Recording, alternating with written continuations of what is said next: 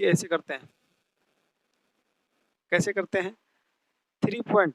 अब इसमें दशमलव के बाद में 3 संख्या है, तो इसमें दशमलव के बाद कोई संख्या नहीं है, इसमें शुरू में 3 के साथ में, तो इसमें हम 0 0 ले लेते हैं। उसके बाद 1.988 और अब सिंपल तरीके से घटा देते हैं।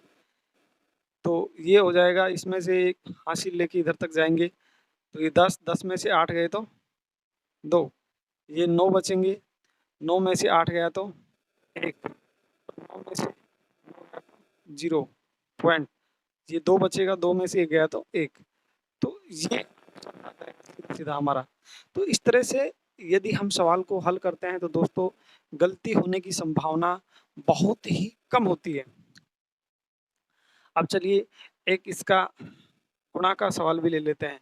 इसी तरह से हमने एक इसका सवाल लिया और एक और ले लेते हैं हम, चलो घटाव का सवाल एक और ले लेते हैं ताकि आपको अच्छे से समझ में आ जाएगा।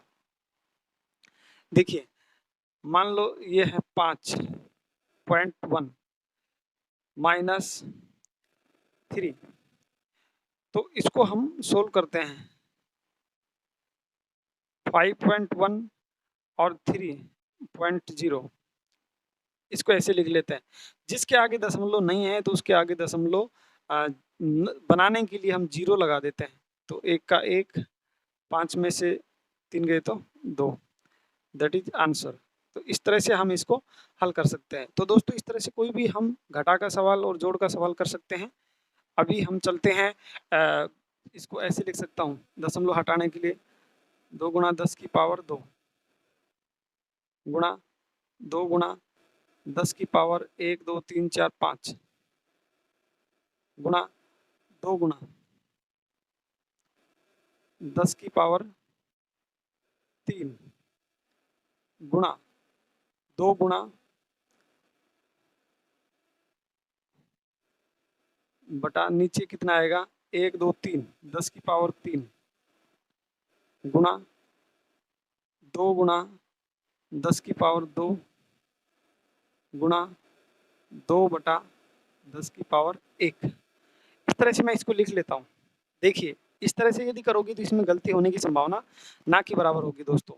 जैसे 2 बटा 10 की पावर 2, दशमलव के बाद 2 अंक तक तो 10 की पावर 2, दशमलव के बाद 5 अंक है तो 10 की पावर 5 गुणा 2 और 2 के आगे जितने 0 हैं उसको 10 की पावर में, ये धनात्मक मान जो ऊपर ही है उसको ऐसे लिख देते हैं, गुणा 2 बटा 10 की पावर 3, यानी कि 3 अंक बाद दशमलव है तो 10 की पावर 3 गुणा 2 और 2 0 हैं तो 10 की पावर 2 गुणा 2 के आगे दशमलव के आगे 1 अंक है तो 2 बटा 10 की पावर 1। इस तरह से आ गया।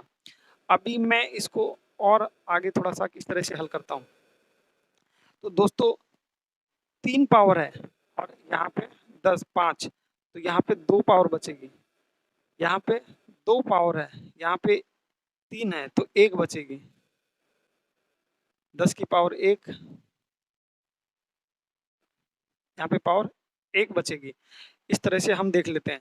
अभी हम ऊपर वाली संख्याओं को इस तरह से लिख लेते हैं, 2 गुणा 2 गुणा 2 गुणा 2 गुणा 2 गुणा 2, 1 2 3 4 5 6, 1 2 3 4 5 6 और बटा में लिख देता हूँ इसमें 10 की पावर 2 गुणा 10 की पावर 2 गुणा 10 की पावर 1 गुणा 10 की पावर 1।